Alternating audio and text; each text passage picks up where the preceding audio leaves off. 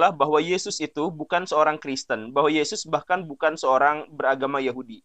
Yesus itu adalah seorang Hindu pengkaji Veda. Teori tentang bahwa Yesus itu beragama Hindu itu dimulai dari hilangnya tahun-tahun Yesus, kurang lebih sekitar 18 tahun. Jadi Yesus dilahirkan dicatat dengan baik, kemudian Yesus umur 12 tahun juga tercatat dengan baik, tetapi hilang sama sekali di dalam Injil manapun tidak tertera, baru kemudian muncul di usia 30 tahun. Saya mempelajari tradisi Yahudi dan saya akhirnya menemukan bagaimana jawabannya, bahwa ini terkait dengan bagaimana cara orang-orang Yahudi menulis historiografi gitu. Memang ada jawabannya di situ. Tetapi banyak sekali orang yang tetap kebingungan dengan hilangnya ini. Akhirnya kehilangan ini ditimpakan pada Yesus itu pergi ke satu tempat yang lain. Nah, dalam hal ini ke India. Jangan remehkan teori ini karena saya menemukan ada puluhan buku tentang ini. Jadi Yesus itu pas umur 12 tahun dia hilang memang dari keluarganya, kabur ke wilayah yang sekarang dikenal sebagai India, ke Kashmir, ke Punjab, ke wilayah yang sekarang namanya Pakistan. Kenapa seperti itu? Karena Yesus mencoba untuk mencari 12 suku Israel yang hilang. Kan gini Baraya, 500 tahun sebelum Yesus itu ada serangan Sargon terhadap kerajaan Israel. Sargon itu kemudian menghancurkan kerajaan Israel, meratakannya dengan tanah, sebagian penduduknya itu ditangkap, dibunuh, sebagian yang lain disebar, diusir dari tanah itu.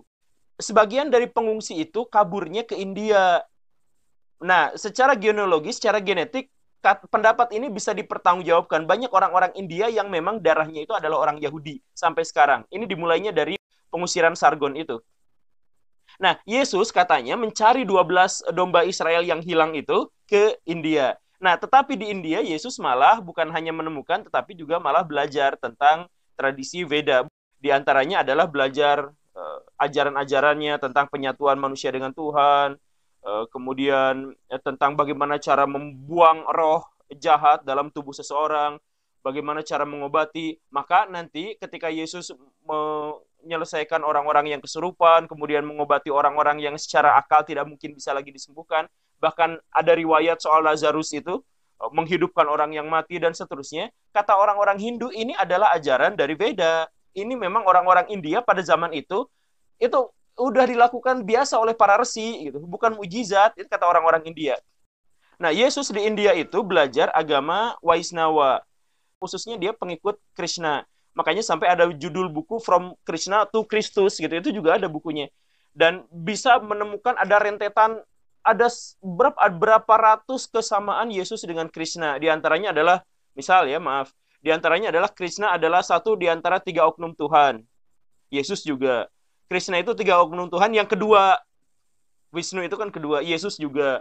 Kemudian Krishna dilahirkan pas ada sensus, Yesus juga. Kemudian ada begitu banyak kesamaan antara Krishna dan Kristus sampai ada bukunya itu gitu. Nanti Baraya silahkan baca bukunya sendirilah.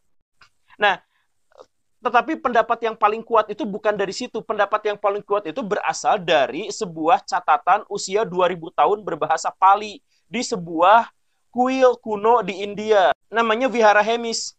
Nah, di situ ditemukan ada yang secara akurat menyebut bahwa ada seorang pertapa dari daerah barat dan belajar Veda. Siapa nama orang itu? Nama orang itu adalah Issa, Issa.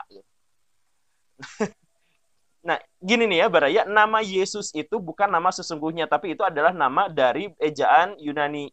Iyesa, mungkin diterjemahkannya dalam Iyesa gitu. Karena orang-orang Yunani biasa menyebut segala sesuatu dengan akhiran huruf S gitu atau us. Nah, jadi kalau ada disebut Isa dalam ajaran Islam, kemudian dalam ajaran Hindu di sini disebutnya Isa, itu tokohnya sama gitu. Dan menceritakan juga tentang gagasan yang sama, bla bla bla bla, pokoknya panjang sekali. Nah, Isa yang dimaksud ini belajar banyak tentang agama Hindu, baru kemudian dia pulang lagi ke Yerusalem, tanah Israel yang sekarang itu. Di situ kemudian dia mengajarkan. Nah, makanya Yesus di situ, walaupun dia seorang Yahudi, tetapi gagasannya, ajarannya sangat berbeda dengan tradisi hukum Yahudi. Benar kan ya?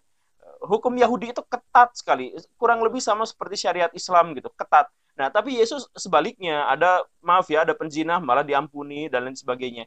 Teksnya, ini teks ya, kita berbicara tentang teks itu ada di situ.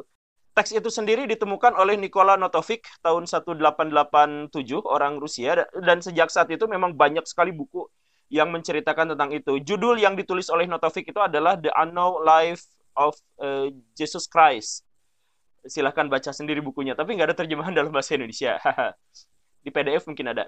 Orang Hindu belakangan juga menghubungkan kisah Isa ini dengan Bhavisa Purana. Di Bhavisa Purana itu juga detail sekali, lengkap, dan profilnya sama juga dengan apa yang kita percayai selama ini. Nah, cuman ya, saya bukan Hindu, tapi saya ngertilah sedikit-sedikit tentang bagaimana cara orang Hindu mengambil pelajaran dalam kitab sucinya. Ini kan Purana. Purana itu nggak bisa dijadikan sebagai basis sejarah, ini hanya bisa dijadikan sebagai pembelajaran gitu. Jadi kalau Bhavisa Purana dihubung-hubungkan dengan Yesus, pendapat ini tidak kuat, tetapi pendapat yang sebelumnya tentang penemuan teks di Hamis, kemudian ada begitu banyak buku yang menceritakan itu pendapatnya kuat.